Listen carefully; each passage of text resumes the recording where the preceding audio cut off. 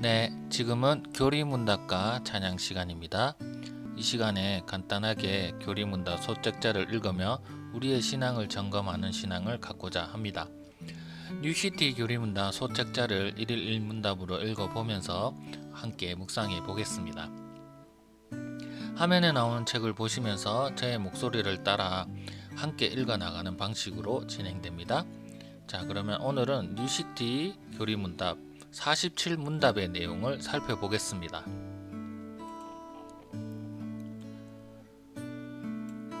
네, 뉴시티 교리문답 문 47. 성찬은 그리스도의 구속 사역에 무언가를 더한 것입니까? 그렇지 않습니다. 그리스도는 단번에 죽으셨습니다.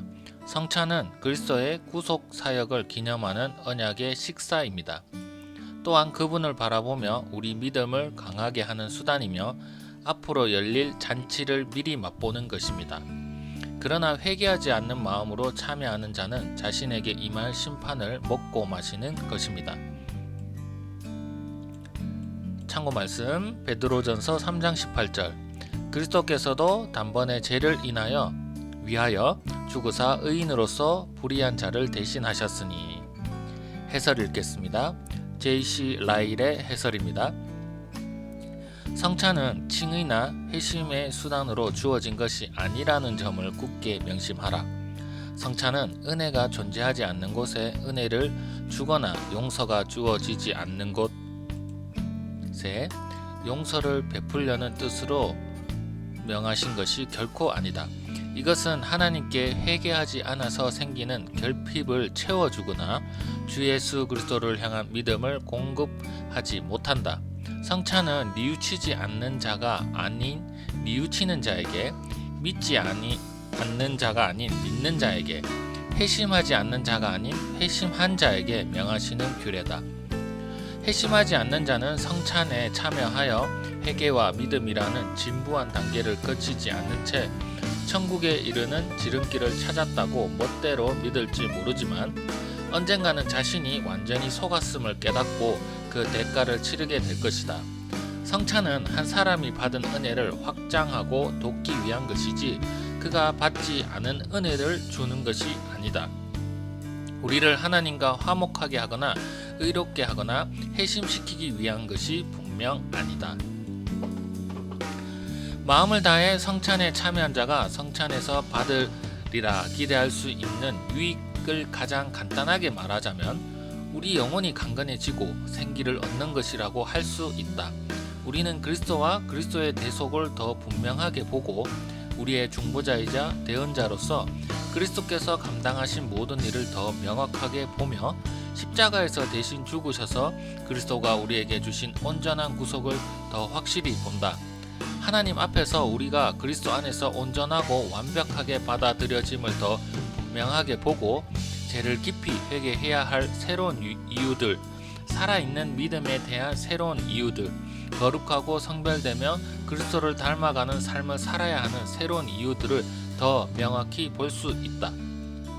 이것은 성도가 주님의 식탁에 참여할 때 얻으리라 자신있게 기대할 수 있는 중요한 유익들이다.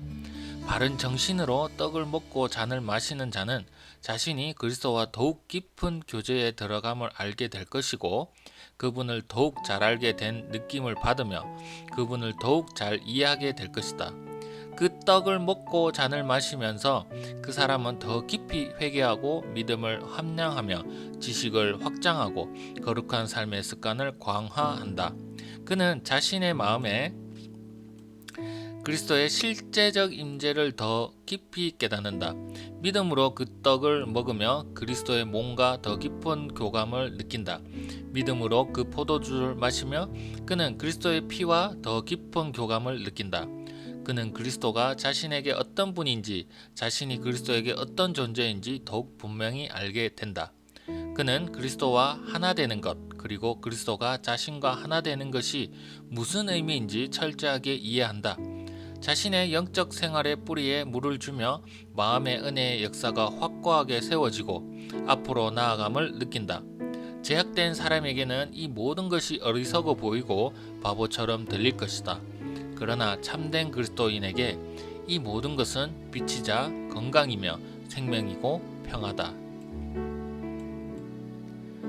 네, 계속해서 레오 슈스터의 해설입니다. 최근에 어느 식당 광고를 본 적이 있다.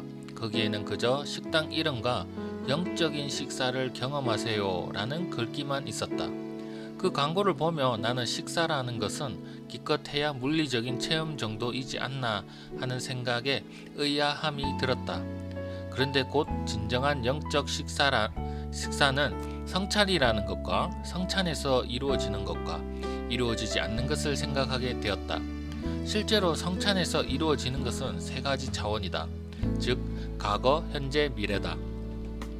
예수는 성찬을 처음 베푸시면서 제자들에게 이렇게 말씀하셨다. 너희가 이를 행하여 나를 기념하라. 그러시면서 그들에게 하라고 하신 것이 실제로 그들을 위해 자신이 이미 행하신 일을 가리키는 것임을 강조하셨다. 예수께서 우리를 위해 행하신 일을 기억할 때 우리는 그분이 완수하신 사역에 우리 삶의 기초를 두게 된다. 성찬은 우리가 구원을 얻어내는 수단이 아니라 구원받은 자들이 나누는 영적 식사다. 성찬은 그리스도가 희생 제물로 드려져 단번에 완수하신 사역에 그 무엇도 더하지 않는다. 다만 그리스도 안에서 우리를 확증하고 힘을 준다. 이는 저자가 삽입한 일종의 복음의 약기로서 우리는 먼저 복음을 듣고 그 뒤에 복음을 맛보며 그 후에 복음이 우리 삶 속에서 두 발로 전진하는 것이다. 고린도 전서에서 바울은 이렇게 말한다. 너희가 이 떡을 먹으며 이 잔을 마실 때마다 주의 죽으심을 그가 오실 때까지 전하는 것이니라. 그리스도인으로서 우리는 예수의 승리를 기억하기 위해 먹고 마시는 것이다. 이것이 과거의 차원이다. 바울은 고린도 전서에서 성찬에서 이루어지는 현재의 차원을 보여준다. 우리가 축복하는 바 축복의 잔은 그리스도의 피에 참여함이 아니며 우리가 떼는 떡은 그리스도의 몸에 참여함이 아니냐. 참여라는 단어는 친교 또는 교제라는 의미로 이해할 수 있다. 즉 성찬은 단지 예수께서 우리를 위해 하신 일을 상징적으로 기억하게 할 뿐 아니라 지금 예수와 함께 그리고 서로와 함께 교제하는 것이다. 떡과 포도주는 어떤 방식으로든 변하지 않는다는 사실을 기억하라. 예수께서 물리적으로 임재하시는 것이 아니라 성령이 믿음으로 우리에게 그분을 드러내시면서 영적으로 임재하는 것이다. 영적으로 해결되지 않는 자들에게 성찬은 단지 식사에 참여하는 것이기보다는 그리스도를 영접하라는 부르심이다. 그리스도인들이 성찬에 참여하는 것을 보면서 그들은 예수께서 사랑으로 부르시는 소리가 울려 퍼지는 것을 듣고 용기를 얻는다. 나는 생명의 떡이니 내게 오는 자는 결코 줄이지 아니할 터이요 나를 믿는 자는 영원히 목마르지 아니하리라. 그리고 믿는 자인 우리가 믿음으로 성찬에 참여하면 예수께서 우리를 만나주시고 공동체로 하나 되게 하시며 우리에게 자신을 자양분으로 주시고 우리를 강하게 하셔서 자신을 사랑하고 순종할 수 있게 하신다. 이것이 현재의 차원이다. 예수는 제자들에게 잔을 주시며 이렇게 말씀하셨다. 내가 포도나무에서 난 것을 이제부터 내 아버지의 나라에서 새 것으로 너희와 함께 마시는 날까지 마시지 아니하리라. 이 말씀은 예수는 그들에게 성찬에서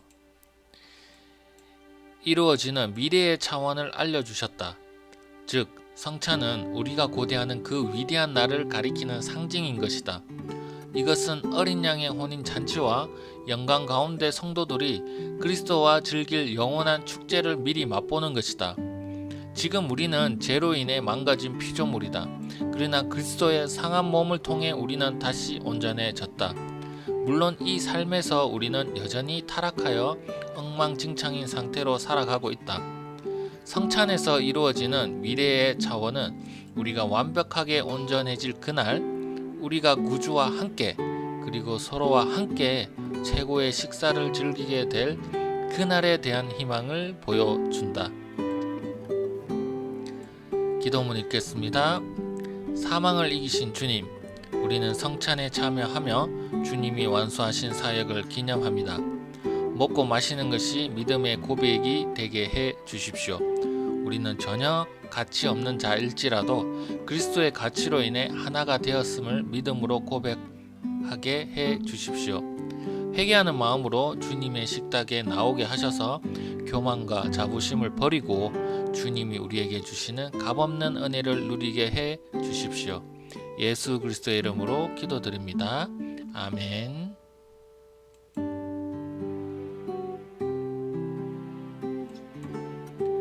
네, 교리문답과 찬양 시간이고요.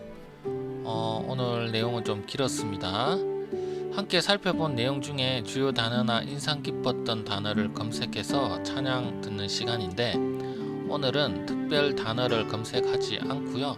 제가 호주 시드니 한인교회에서 사역할 때, 특별히 성망찬 할 때 많이 찬양했던 곡을 준비했습니다.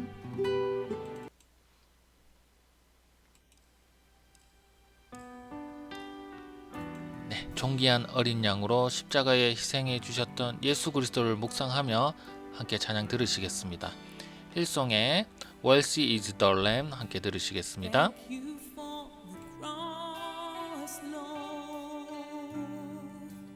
Thank you for the price you paid, bearing all my sin and shame.